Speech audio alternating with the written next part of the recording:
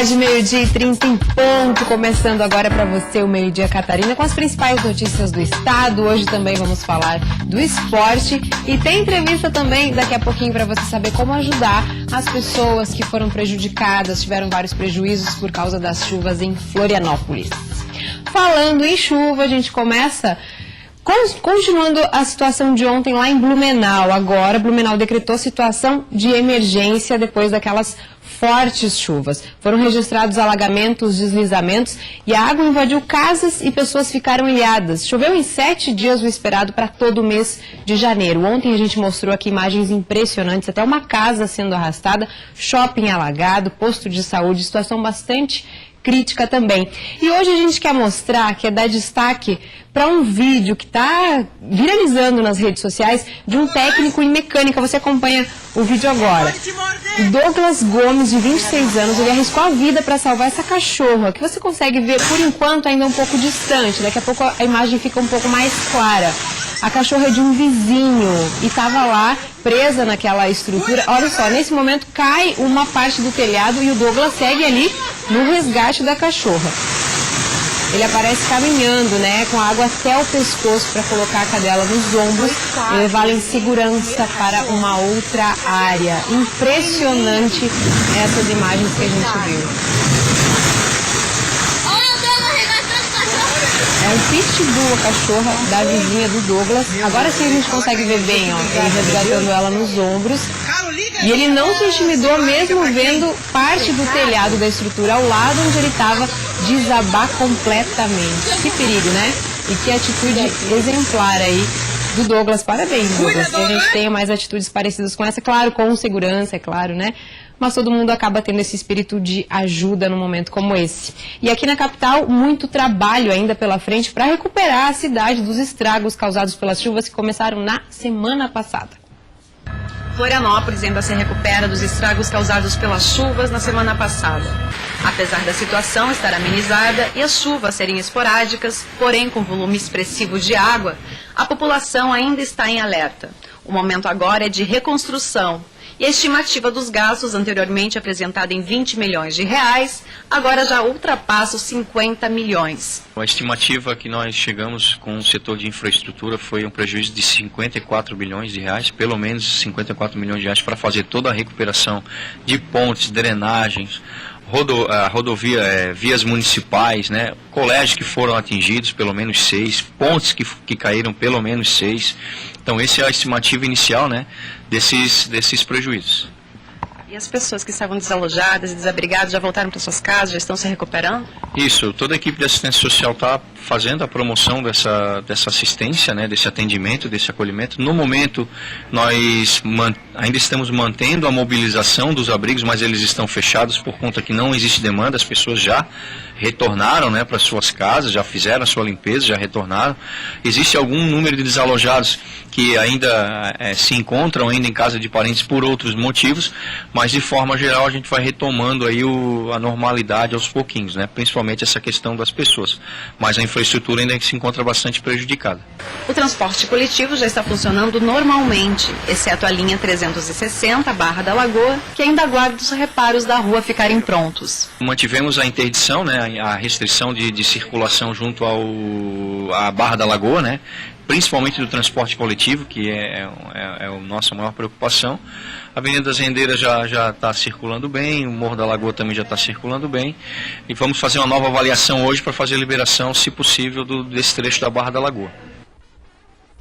A avaliação foi feita, como disse aí a Defesa Civil, e segundo a Defesa Civil também a Secretaria de Transporte de Mobilidade Urbana aqui da capital, agora todas as linhas de transporte coletivo foram retomadas. Isso agora há pouco, a partir do meio-dia, inclusive a da Barra da Lagoa, que era que tinha situação mais complicada. Como a gente viu nessas imagens e viu durante toda a semana, a situação é bastante complicada ainda aqui na capital, principalmente agora que as famílias começam a retornar para casa e aí falta tudo. Por isso a gente está aqui agora com a Agatha Gonçalves, que é coordenadora do Fundo Comunitário de Reconstrução do Instituto Comunitário Grande Florianópolis, o ICOM, para a gente falar para você como que você também pode ajudar essas pessoas que estão precisando agora retomar a rotina dentro do possível. Agatha, obrigada pela sua presença. Primeiro explica para a gente qual que é o papel do ICOM aqui na Grande Florianópolis, para que a gente comece a entrar nesse assunto. Boa tarde. Boa tarde, Cibele, obrigada. Bom, o ICOM é uma fundação comunitária, a gente nasceu em 2005 para promover desenvolvimento comunitário,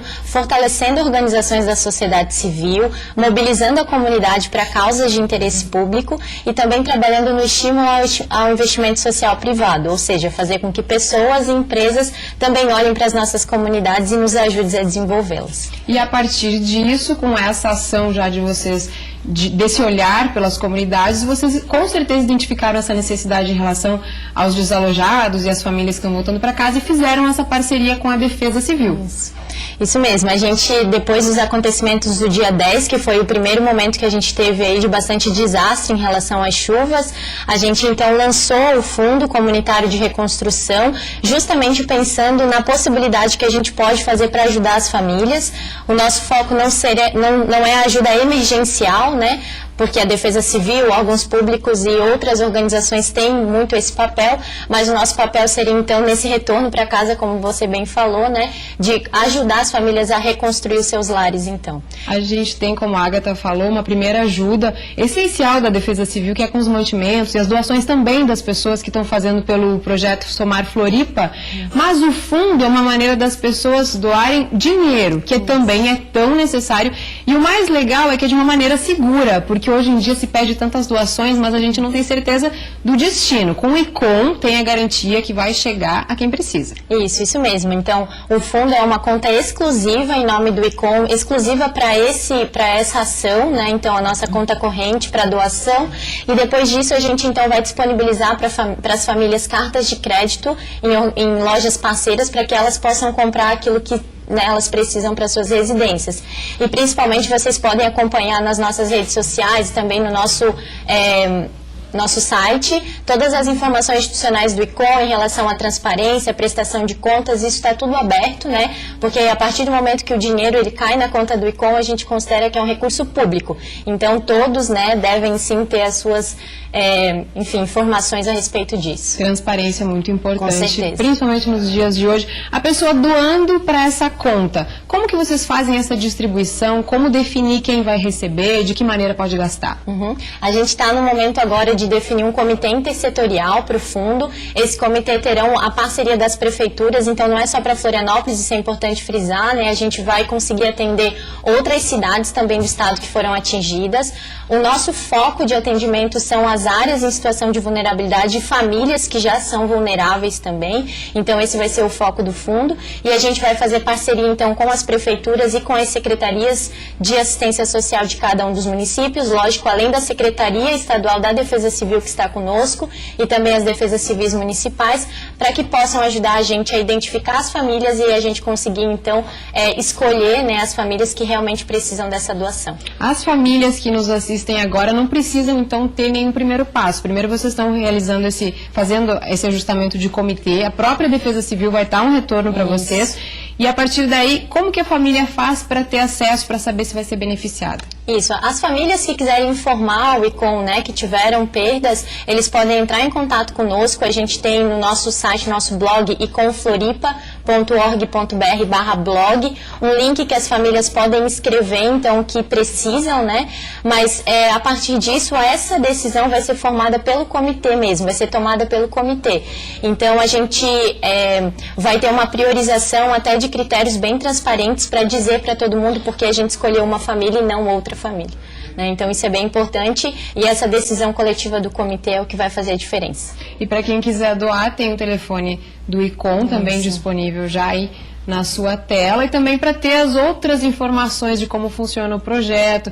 É bastante legal essa parceria com a Defesa Civil, porque eles já fazem todo esse cadastramento. Acho que facilita o trabalho de vocês, né? Com certeza. E nos ajuda com a legitimidade também, né? Então, nossa conta corrente 52019, né, agência, e a conta corrente 10951, dígito 5. Então, desde já, quem quiser já fazer a doação, sabe que já vai ficar no fundo, depois vai ser destinada corretamente às famílias escolhidas a partir da decisão decisão do ICOM e também da Defesa Civil. O telefone está aí na sua tela, você pode ligar, pegar as informações certinhas, CNPJ, número da conta, o nome do titular e mandar tudo certinho, vai para a conta do ICOM. Obrigada, Agatha. Eu que agradeço, obrigada, espaço também, por nos ajudar. Obrigada. Imagine.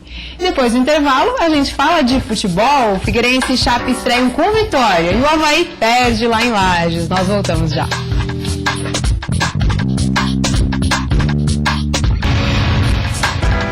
Meio-dia, Catarina de volta, meio-dia e 43 minutos. E agora a gente voltou para falar diretamente de futebol, porque começou ontem à noite, com rodada completa, o Campeonato Catarinense 2018, que não teve nenhum empate. Vamos conferir então os resultados da primeira rodada. Olha só, em Concórdia, a Chape se impôs e venceu o time da casa por 1-0. No Aníbal Costa, Ercílio Luz 2, Tubarão 1. Na Arena Joinville, o mesmo placar, Jack 2, Brusque 1. E em Lages, no Tio Vida, Internacional 1, Avaí 0. No Orlando Scarpelli, vitória do Figueirense, também por 1-0 contra o Criciúma. E no Orlando Scarpelli, o gol da vitória foi de um estreante. Outra estreia foi de Romarinho, que teve o pai Romário torcendo na arquibancada. No primeiro tempo, poucas chances de gols. O Criciúma, mesmo assim, foi quem mais atacou, mas sem muita eficiência. No Figueirense, a falta de entrosamento dificultou as jogadas e o goleiro Luiz do Tigre fez boas defesas. O gol do Figueirense saiu no início do segundo tempo com Maicon Leite, que estreava no Alvinegro. Ele recebeu de Felipe Amorim e mandou por cima do goleiro com categoria.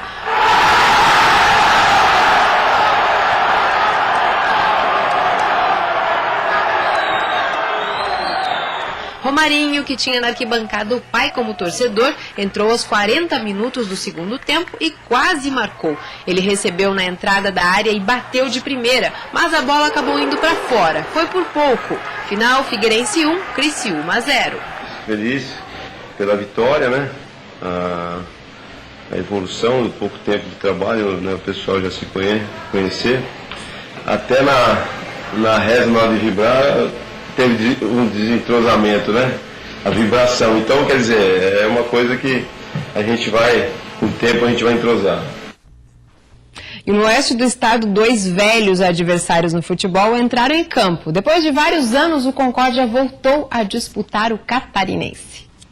Uma noite para ficar na história do futebol do Oeste. Assim foi a volta do Concórdia na elite do futebol catarinense. E em campo foram os donos da casa que tiveram a primeira oportunidade com Thales. O Wellington Paulista recebeu na área e balançou a rede, mas o juiz marcou impedimento. Depois da cobrança de falta de Nadson, Amaral de cabeça abriu o placar para a Chapecoense. 1-0 para o Verdão. Festa da torcida. No segundo tempo, o Concórdia assustou com Elton Martins na entrada da área. Ele mandou para Ramon, que chutou cruzado. E por pouco, o Galo do Oeste não empatou. Fim de partida, Chapecoense 1, Concórdia 0. Depois de 7 anos, Chapecoense e Concórdia voltaram a se enfrentar. E mais de 1.000 torcedores viajaram 80 quilômetros para ver mais uma vitória da Chape, aqui no Domingos Machado de Lima. Nos faltou ser efetivos na frente, até a gente ficou muito com a bola, rodou, chegou dos lados, mas em criar a oportunidade mesmo, a gente criou muito pouco ao longo do jogo todo. Depois da entrada do Lourenço, nós conseguimos encaixar, mantivemos a competitividade, a forma física e a equipe administrou o resultado da vitória.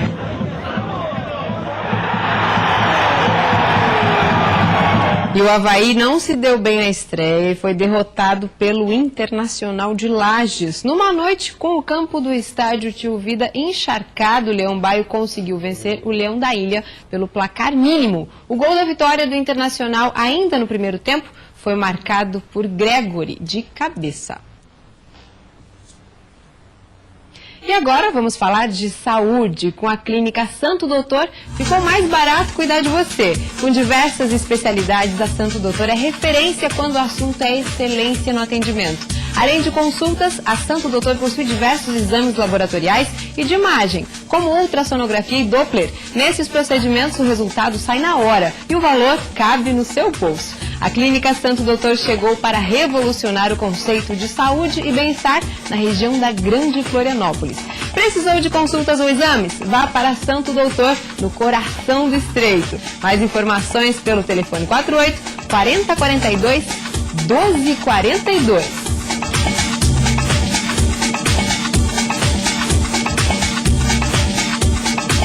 E depois do intervalo, vamos falar sobre a febre amarela, que está assustando a população de todo o país. Nós voltamos já.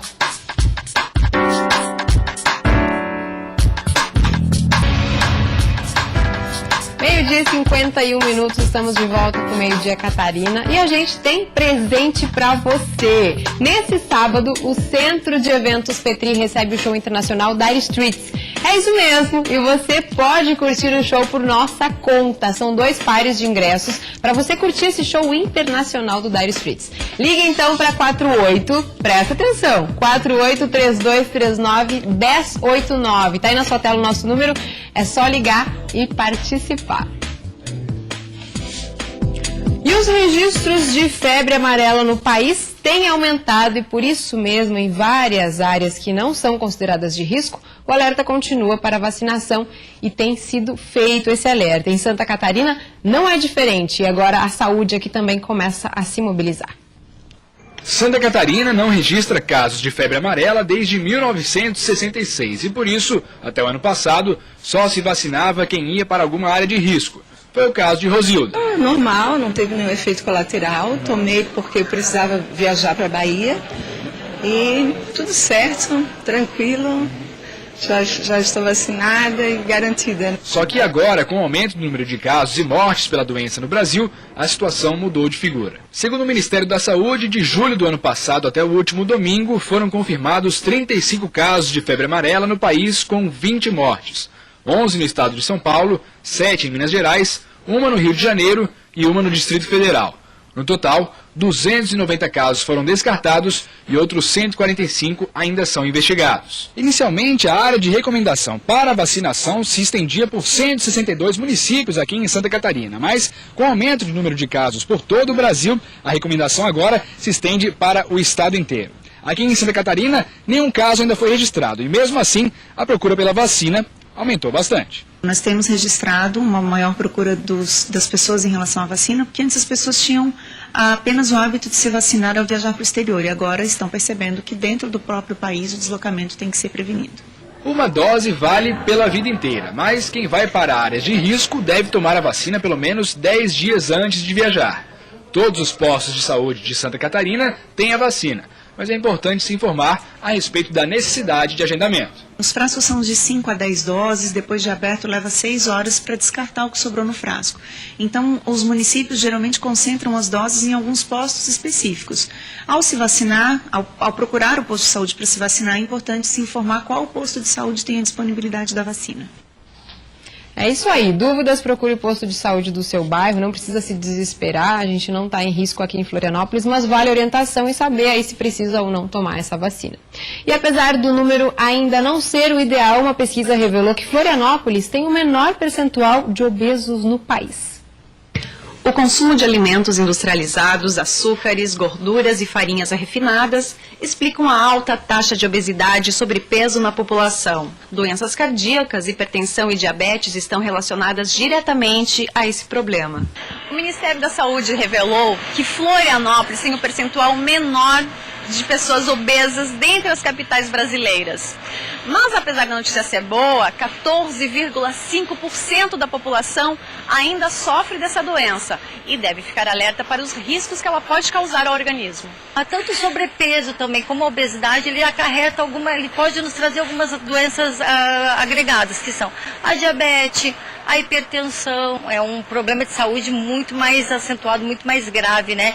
Que requer muito mais assistência médica para isso. Florianópolis também se destaca no grande consumo de hortaliças pela população, também na prática de exercícios e a busca por restaurantes naturais, mercados que vendam produtos orgânicos. A alimentação saudável e a atividade física são uma combinação perfeita para evitar o desenvolvimento de algum tipo de doença. Frutas, legumes, verduras, alimentos integrais, né? Termogênicos, hoje estão muito se falando nos alimentos termogênicos, né? Por exemplo, um gengibre, que além de termogênico é um anti-inflamatório maravilhoso, um açafrão, né? As pimentinhas. Então, consumo de água muito importante, né? Devido ao nosso calor, faz com que o nosso corpo trabalhe melhor também. E para quem gosta de praticar exercícios, sempre arranja um tempinho para dar aquela atenção e cuidado com a saúde. Seu Antônio, por exemplo, tem 71 anos e pratica atividade física regularmente. Eu faço todos os dias atividade física. Eu pedalo, eu moro na Trindade, venho até aqui o Trapiche, aí faço os alongamentos, barra fixa, e daqui vou ao Lira Tênis Clube, faço musculação e volto até a Trindade. Eu procuro, assim, comer coisas mais saudáveis, né? Salada, arroz integral, tudo mais. Teria que se melhorar um pouco ainda. Estou até me achando um pouco gordo agora, por isso é que estou dando mais agora. Com seu Antônio, muitas outras pessoas estão mudando de hábitos e priorizando a saúde através de uma alimentação mais saudável e atividade física. É ótimo para a saúde, para a disposição física, mental, é importantíssimo para compensar uma jornada forte de trabalho. E a tua alimentação tem qualidade? A gente tem que cuidar sempre, né? Evitar frituras, gorduras em excesso, mas ao mesmo tempo viver uma vida tranquila, harmonizada, equilibrada. Caminhadas, né? Corridas e peso. Né? Sempre estou andando aqui na Beira-Mar Norte, inclusive a Beira-Mar Continental. E você, já fez sua atividade física hoje? A hora de começar é agora. Cuide de sua saúde. Tá certo, aproveitar aí o verão, né? Para entrar na onda da atividade física e se cuidar.